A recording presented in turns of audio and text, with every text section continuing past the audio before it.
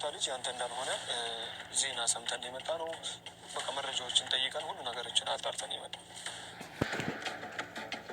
ታዲያ እኔ ካልሆነ የሩታ ልጅ የማን ሊሆን ይችላል? እሱ ነው ግራ ያገባን። እኛ መጀመሪያ የሚወራው ወደ ያለ ሩታ የአብርሃም ልጅ አይደለም የሚባል ነገር ስለነበረ ልናጣራ ሲጠይቁን ያገኘነው መረጃ ልጁ ያንተ እንዳልሆነ። ስለምን መረጃ ነው እንዳለን የሰማነው? ልጁ ቁርጥ ራሴን ነው የሚመስለው። ከፈለግ ፎቶ ላሳይ ይችላል። ልጅ ነው በላይ ይሄ ልጅ እንትን ልትለኝ አትችልም። የአብርሽ ጓደኞች ዜና ላይ የሩታ ልጅ ያንተ አይደለም እያሉ ነው። አሰላሙ አሌይኩም ወራህመቱላሂ ወበረካቱ። እንደውም የሌላ እምነት ተከታይ ሰላም፣ እንዴት ናቸው?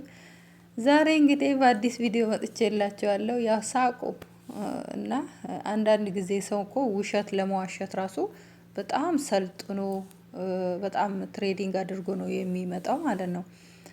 ጭራሽ የሩታ ልጅ ከቲክቶክ እና ከዩቱብ ሚዲያ አልፎ በዜና ላይ ተዘገበ እያሉን ነው። እና የሩታ ልጅ ያንተ ልጅ እንዳልሆነ ዜና ላይ ሰማን። ውሸታችሁን እንኳን በደንብ አድርጋችሁ እንኳን አሳምራችሁ ተለማምዳችሁበት እንኳን መምጣት ነበረባችሁ። ቢያንስ እንኳን የሩታ ልጅ ያንተ አይደለም በዲኤንኤ አስመረመርን ብትሉት እንኳን አንደኛ ሩታ ልጇን ወልዳ ራሱ 24 ሰዓት አልሆነ ልጇን ታቅፋ ጉያዋ ስር ነው ያለው። እንዴት ብላችሁ ነው የልጁን ናሙና የወሰዳችሁ? የአብርሽ ያው ተኝቶ እንኳን ልትወልዱ ወሽንቱ ምናምኑ ልታገኙ ትችላላችሁ። እና የህፃኑን እንዴት ልታገኙ ቻላችሁ? በዚህ ቅስፈት ውስጥ እንዴትስ አምናል እናንተ ሰጠች? ለአብርሽ እንኳን መስጠት እየሳሳች ነው አጠገቡ ላይ ቁጭ ብላ የሰጠችው ማለት ነው። ምን ጊዜ ነው ሄዳችሁ ከጸጉሩ ላይ ናሙና የወሰዳችሁት? በጣም ነው የሚደብረው። እንደናንተ አይነት ጓደኛ ማለት ነው ቤንዝል ነስንሶ ነበር ማቃጠል ማለት ነው። በሰው ደስታ ላይ እሳት የምትቸልሱት ማለት ነው። የሰው ደስታ የሚያስለቅሳችሁ። ሰው ልጅ ዋሽቶ ያስታርቃል እንጂ ዋሽቶ አይደለም የሚያለያየው ማለት ነው። እስካሁን ድረስ አመት ሙሉ ድንጋይ ትፈለቀላላችሁ እነሱን ለማለያየት ማለት ነው። እናንተ አብርሽን አታገቡት ወይ ሩታን አታገቧት።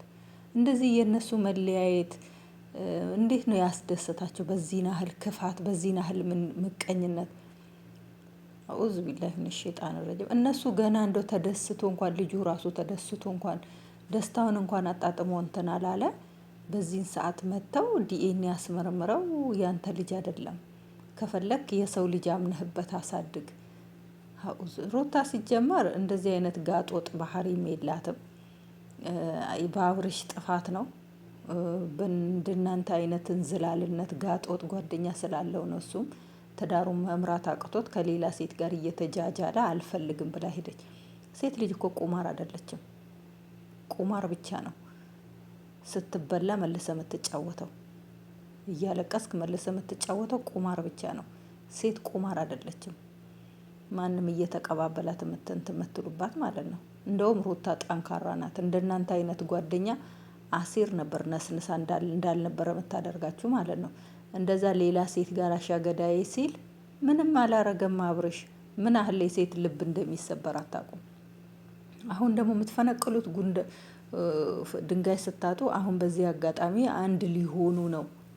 በቃ አሁን ላይ አንድ ሊሆኑ ነው። እናቲቱም አባቲቱም የእሱ አባትና የእሱ እናቶ አንድ ላይ መሆን አለባችሁ። ልጁ ከቤተሰቦቹ ተለያይቶ ማደግ የለበትም እያሉ ናቸውና እንግዲህ ያው በክርስትና ይታረቃሉ ብዬ ተስፋ አደርጋለሁ። ያው ክርስትና አለ አይደል ክርስቲያኖች ላይ በ40 ቀኑ እና አሁን ያቺን እንትን ለማለት አሁን ላይ ስራቸውን ጀመሩ። በዚህ ቅስፈት ውስጥ በዚህ ዱኩላህ ላዚ ረተው ውሸትን እንኳን ትንሽ ዘገይ ያድርጉት እንዲታወቅባችሁ። እንኳን ትንሽ ሳምንት እንኳን ፈቀቅ አታረቁም። ሲጀመር እኮ ዲኤንኤ ምርመራ ማለት ነው ከወር በላይ ነው የሚቆየው። ውጭ ሀገር እንኳን ሆኖ በ24 ሰዓት ውስጥ አይወጣም። እንኳን ኢትዮጵያ ላይ ሆኖ ማለት ነው። ኢትዮጵያ ላይ ያለ ዶክተር ደግሞ ሲጀመር ቀጣፊ ሌባ ነው። ይሄኔ በጎን የሆነ ነገር ሰጥታችሁ ዝም ብላችሁ እንትን ብላችሁ ነው የዶክተር ፍርማ ነው ዛችሁ የመጣችሁት ማለት ነው። በዚህ ናህል እንደ ውሸት ስትዋሹ ፈጣሪያችሁን አትፈሩ?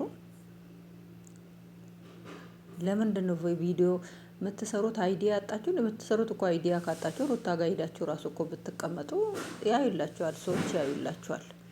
እንደዚህ አይነት ለማለያየት ውሸት ልጁን አስደንግጣችሁ ደስታውን ከምትነጥቁት ማለት ነው። በዚህ ናህል እንደዚህ ዘቅጣችሁ ከምትወርዱ ኧረ እንደው ባለንበት አላህ ይጠብቀን። አላህ ጥሩ ዘመንን ያምጣልን፣ ጥሩን ጊዜ ያምጣልን። ምን ያህል ነው የምትደነግጠው እሷ ማለት ነው። ምን ያህል ነው የምትደነግጠው። አኡዙ ቢላሂ ሚነ ሸይጣን ረጂም። ኧረ ምቀኛ ያሳጣን ነው። ምቀኛ ለምንድን ነው ለሰው ልጅ ምቀኛ የማይተኛው? ለምንድን ነው እነዚህ ሲንግል የሆኑ ወንዶች፣ ሲንግል የሆኑ ሴቶች ባለትዳር ሴቶች ላይ ባለትዳር ወንዶች ላይ የሚያፈጡት? መንጉር ላይ ነው ያለ ነው። በቃ ሰው አሁን ላይ ምንድን እየተስፋፋ ያለው? መለያየት፣ ጸብ፣ ዝሙት። አሁን ላይ ኢትዮጵያ ላይ ያለው አብዛኛው ዩቱበር ማለት ነው 80% በዚህ ነው የሚጓዘው ማለት ነው። የመጨረሻ ዘመን ላይ ነው የደረስነው ሳናቀው። እኛንን የቀደምነው ወላ ዘመኑ ነው የቀደመን? ወላሂ እውነቴን ነው የምላችሁ። በቃ ሰው እናንተን ለመጣል የማይፈነቅለው ድንጋይ የለም። በቃ የእናንተን ህይወት ለማመሰቃቀል ለፍታችሁ ደክማችሁ ያፈራችሁትን ንብረት ያፈራችሁትን ህይወት ያቋማችሁትን ትዳራችሁን ለማፍረስ ወላሂ ሰው እንቅልፍ አይተኛም። ለምን እንደሆነ አላውቅም። እናንተ ስትስቁ ስንቱ ያለቅሳል። ለምን ሳቀች? ለምን ተደሰተች? ለምን አለፈላት? እረ ተው፣ ሰጪውም ነሺውም አላህ ነው። በእንደዚህ አይነት ምቀኝነት እኔ እኮ አንድ ሰው ቢያልፍለት እኮ ለብቻው አይኖርም። ለሌላ ሰው ደግሞ ይረዳል እኮ። ሌላን ሰው ያለቀሰ እንባ ያብሳል እኮ። በዚህ ያህል ክፋትን አትዝሩ ባካችሁ። ለትውልድ አስቡ። ትውልድ ከእናንተ ብዙ ነገር ይማራል። በዚህ አይነት ቅስፈት ዜና ላይ ያየው ልጁ ያንተ አይደለም ብለህ እንደዚህ አይነት በሬ ወለድ ውሸት እዘህ ስትመጣ ትንሽ አታፍርም? አንተን የመሰለ ጋንድያ በሬ ማለት ነው።